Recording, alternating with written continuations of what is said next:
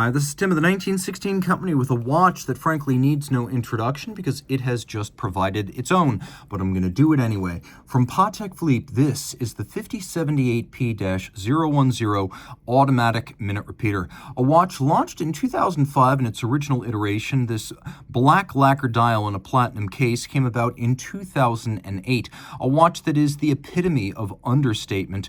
It wears all of its refinement on the unseen reverse, a secret between you and your timepiece. It's also extraordinarily wearable for men and for women.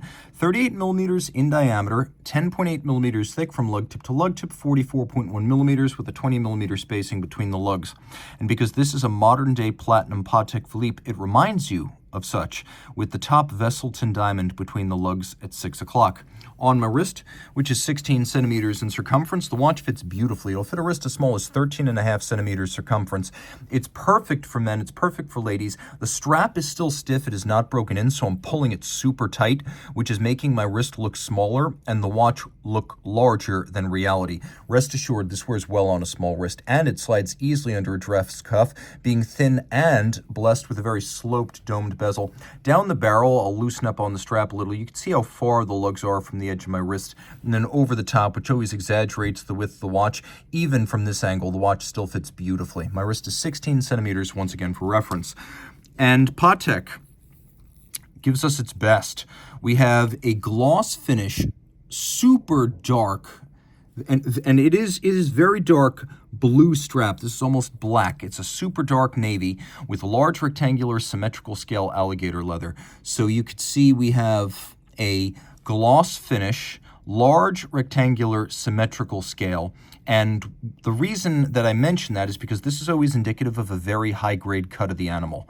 When it's small, irregularly shaped scales, generally less care has been invested. And you can see that we have a sheer cut edge that's lacquered for refinement, a monotone stitch, and this is a brand new Patek Philippe factory strap, lined with calfskin on the bottom, no crimping, no gouging, with their pull-tab spring bars that allow the strap to be quickly and easily removed without a tool. And you can see this model features a buckle, unlike that you'll find on most Patek references. Most have the spade style buckle, where this is more of a rectangle profile, almost as though soldered from wires. So a very fascinating buckle in that it is pretty distinctive of only a handful of elite models. Taking a look, you can see that this case has lived a charmed life, likely never refinished, and that you could see thanks to the sharpness of the fluting on the lugs. That's the number one thing I look at. And you can see at all four corners, it is beautifully intact on this watch. This is definitely a welded lug case. You could see that because the ultra sharp break between the lug and the case.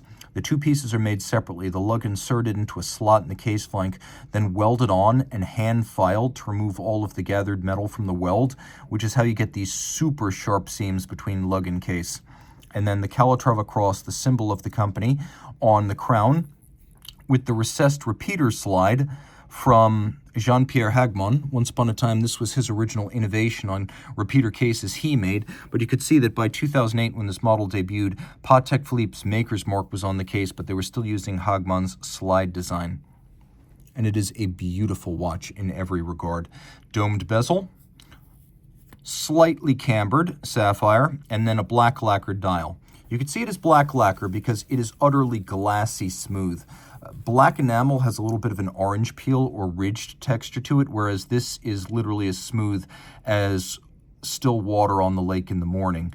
You can also see that the watch features white on black, which is a super high contrast, elegant solution that makes for utmost legibility.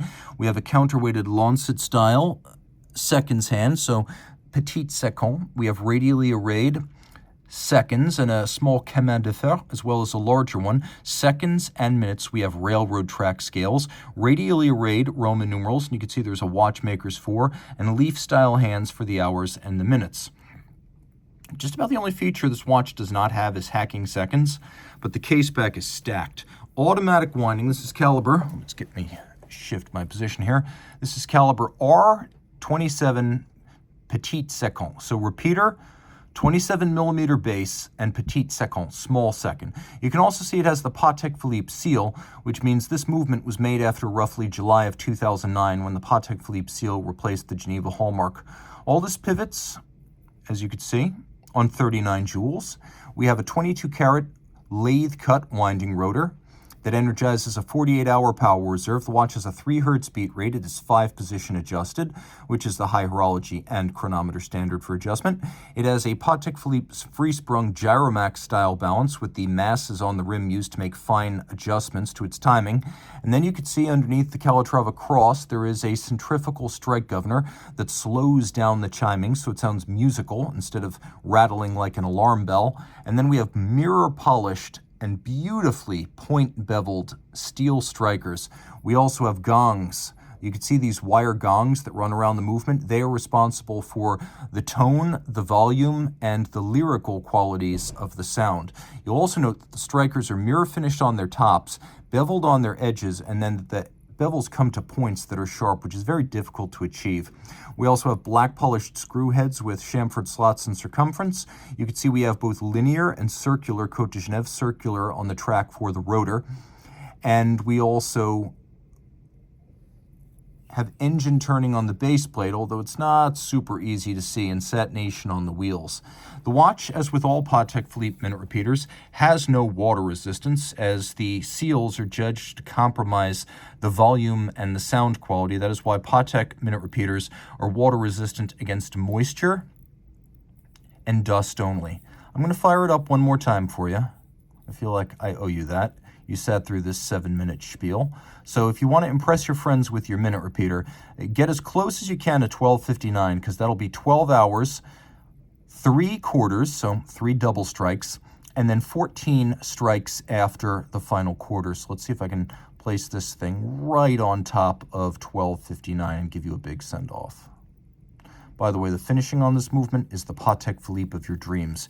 In detail, at close range, it surpasses the series-produced watches.